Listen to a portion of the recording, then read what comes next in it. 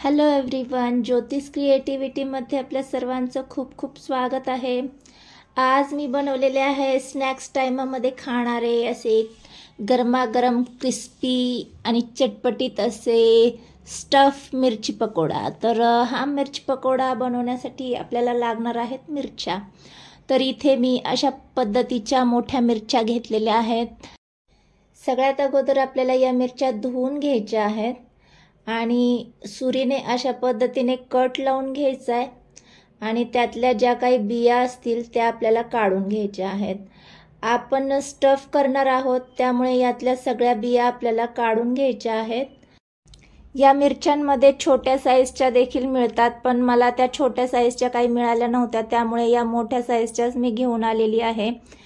तर मोठ्या साईजच्या असल्यामुळे थोडासा तळण्यासाठी त्रास होतो, त्यामुळे घेताना छोट्या साईजच्याच घ्यायच्या। तर छान इथे सगळे आपण मिरच्या कट करून घेतलेल्या आहेत।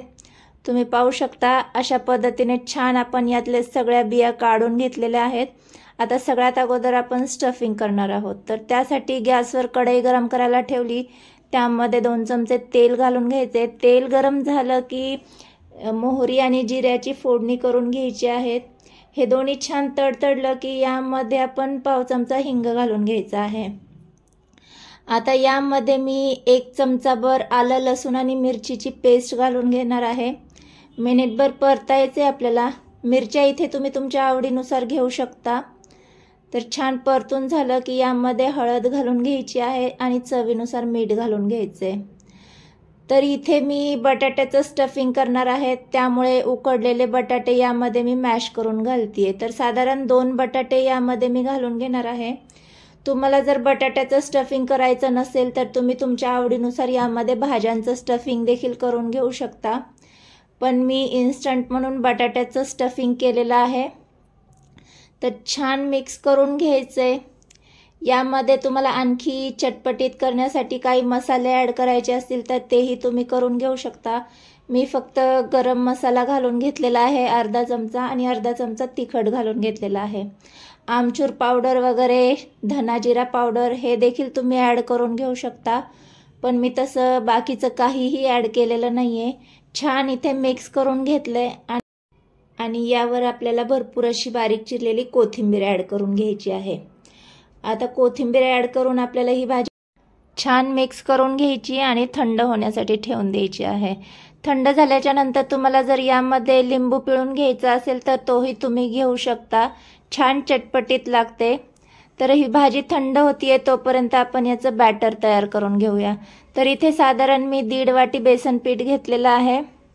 आता यामध्ये हळद घालून घ्यायची आहे, चवीनुसार मीठ घालून घ्यायचे आणि इथे मी अर्धा चमचा तिखट घालून घेणार आहे। यामध्ये तिखट तुम्ही तुमच्या आवडीनुसार घालून घ्यायचे आणि चमचाभर ओवा हातावर चोळून यामध्ये घालायचा आहे। तुम्हाला जर यामध्ये तांदळाचं पीठ घालायचं असेल तर तेही तुम्ही ॲड करून घेऊ शकता, त्याने देखील छान क्रिस्पी होतात, पण मी फक्त इथे बेसन पिठाचाच वापर केलेला आहे। थोडं थोडं पाणी घालून याचं आपल्याला छान असं बॅटर तयार करून घ्यायचे। तर इथे मी मस्त असं बॅटर तयार करून घेतलेलं आहे। आता हे आपण साईडला ठेवून देऊया। आता आपल्या ज्या मिरच्या आहेत आणि भाजी ती देखील थंड झालेली आहे। या मिरच्यांमध्ये ही भाजी आपण स्टफ करून घेऊया। तर अशा पद्धतीने मी इथे काटोकाट अशी भाजी स्टफ करून घेतेय। ही ऑप्शनल आहे, पण चटपटीत लागण्यासाठी आपण भाजी स्टफ करावी, छान लागते, त्यामुळे मी भाजी स्टफिंग करून घेतेय।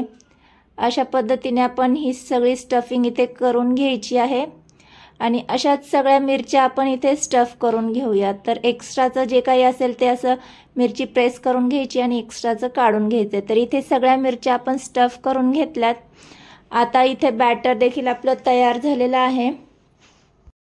यामध्ये चिमूटभर खायचा सोडा घालून घ्यायचा आहे आणि छान मिक्स करून घ्यायचे। तर सोडा घालून झाल्याच्या नंतर थोडंसं फास्ट आपल्याला हे 1-2 मिनटं मिक्स करून घ्यायचे, म्हणजे बेसन पीठ छान हलकं होतं। तर छान मिक्स करून घेतल्याच्या नंतर इथे तेल देखील आपलं बऱ्यापैकी गरम झालेलं आहे। आता या मिरच्या आपल्याला यामध्ये डिप करून घ्यायच्या आहेत। तर मिरच्यांची साईज थोडीशी मोठी असल्यामुळे ते डिप करताना थोडासा प्रॉब्लेम येत होता। आणि चुकून माझ्याकडे ही दुसरी कढई मी गॅसवर ठेवली होती तेल गरम करण्यासाठी, तर ही थोडी पातळ कढई आहे. तर तेल गरम करण्यासाठी किंवा डीप पदार्थ तळून घ्यायचा असेल तुम्हाला तर थोडीशी जाड बुडाची कढई वापरावी. माझ्याकडे चुकून ही मी पातळ कढई ठेवलेली होती, त्यामुळे थोडेसे ते चिटकले गेले तळाला. तर पदार्थ तळताना नेहमी जाड कढईमध्येच तळायचा. तर इथे सगळे मिरच्या आपण डीप करून घ्यायचेत बॅटरमध्ये आणि डीप फ्राय करून घ्यायचे आहेत. तर जास्त एकदम मिरच्या आपल्याला टाकायच्या नाही आहेत, तेलामध्ये बसतील तेवढेच आपल्याला टाकायचे. तर साधारण इथे मी 3 टाकून घेतलेले आहेत. आणि तेल चांगलं कडकडीत गरम झाल्याशिवाय आपल्याला यामध्ये पदार्थ तळून घ्यायचे नसतात. तर तेल बऱ्यापैकी आपलं गरम झालेलं होतं. तेल गरम झाल्याच्या नंतर गॅसची फ्लेम मीडियम करायची आणि अशा पद्धतीने आपल्याला आलटून पलटून तळून घ्यायचे. तर थोडीशी पातळ कढई आहे त्यामुळे हे चिटकले गेलेत. सगळ्या बाजूने आपल्याला गोल्डन होईपर्यंत छान असे हे खरपूस आपल्याला वडे तळून घ्यायचे आहेत.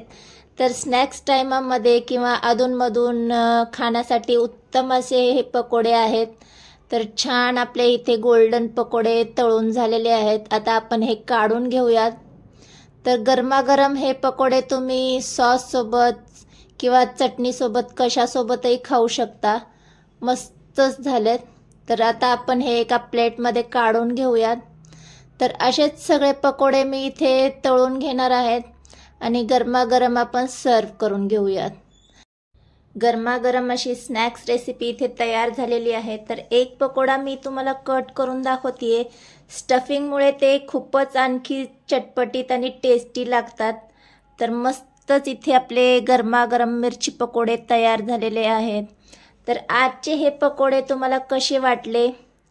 व्हिडिओ आवडला असेल तर व्हिडिओला लाईक आणि चॅनलला सबस्क्राईब करायला विसरू नका. आणि अशा छान छान साध्या सोप्या रेसिपीसाठी ज्योतिष क्रिएटिव्हिटी चॅनल पाहत राहा. भेटूया नेक्स्ट व्हिडिओमध्ये. तोपर्यंत मस्त खा आणि स्वस्त राहा. ज्योतिष क्रिएटिव्हिटी चॅनल पाहत राहा. बाय.